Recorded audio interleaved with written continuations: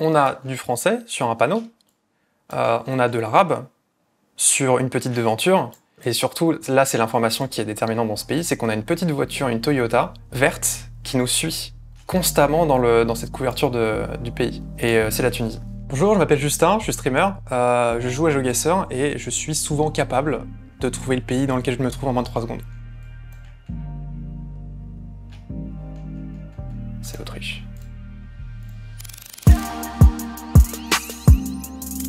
En gros, GeoGuessr, c'est un jeu basé sur Street View de Google, et ça se passe comme ça. On est propulsé sur Street View, on doit se déplacer, et à l'aide des informations que la Street View nous donne, on doit trouver où on est précisément dans le jeu. Ouganda? Oui. Soleil au nord, donc l'hémisphère sud, et surtout on a le poteau de signalisation qui est noir et blanc, et c'est le Pérou, ça. Ça, c'est un poteau péruvien. Voilà.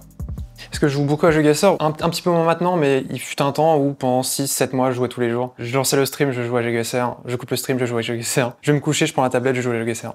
Sans bouger, je vois déjà qu'il y a probablement du cyrillique ici, mais surtout que la voiture, elle est rouge derrière. Donc c'est l'Ukraine. Voilà. Il n'y a qu'en Ukraine où la voiture est rouge, et aussi dans cette petite zone-là de Russie. Donc si ça avait été là, c'était juste pas de bol. J'étais pas fort en géo du tout. Et je ne suis toujours pas fort en géo. Typiquement, tu peux me demander la capitale d'un pays qui n'est pas Street Viewé, donc qui n'existe pas sur GeoGuessr, je peux pas te répondre. Genre par exemple le Venezuela, on peut pas le voir sur Street View. Je ne connais rien du Venezuela. Je vais dépendre de Google. Ouais. J'ai vu une information qui est intéressante, c'est qu'on a une plaque d'immatriculation, ici avec un petit point noir au milieu. Il s'agit de l'Argentine.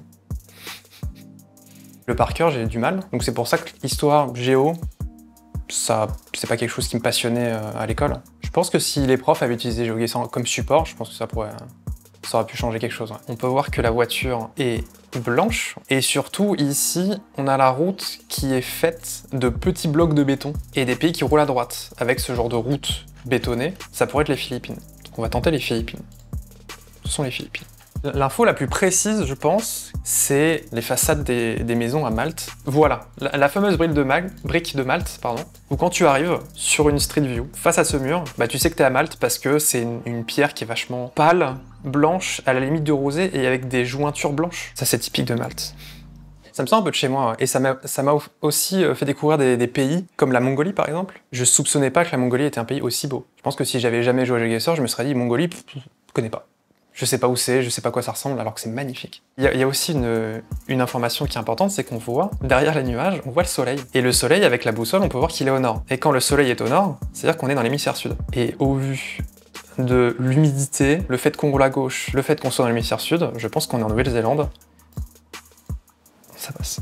J'ai 700 heures de jeu en stream au moins, et j'en ai quasiment peut-être autant hors stream. Le jeu me plaît toujours, mais je commence un petit peu à me calmer parce que sinon je vais être dégoûté. Voilà, alors au Ghana, on peut trouver des éléments qui peut te pointer le Ghana, mais on a surtout un bout de scotch sur la barre, et on voit que c'est le devant de la voiture, donc si on a le bout de scotch devant à droite, c'est le Ghana, forcément. Faut pas se faire avoir parce qu'en Réunion,